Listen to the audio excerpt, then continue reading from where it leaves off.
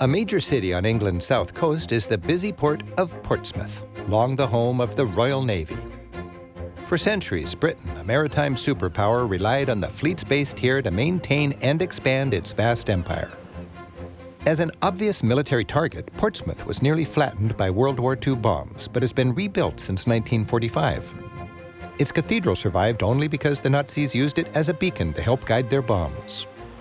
With post-war construction hasty and poorly planned, the city became infamous for its bad architecture. But an impressive gentrification is underway. As the Navy shrinks and tourism grows, Portsmouth is enjoying new life.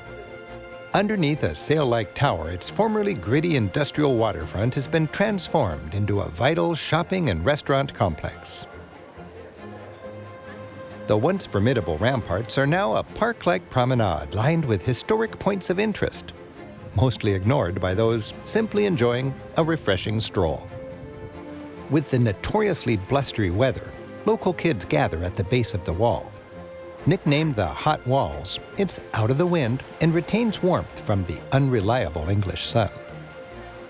At the tip of the ramparts, formerly salty old pubs now serve not sailors but a trendy crowd.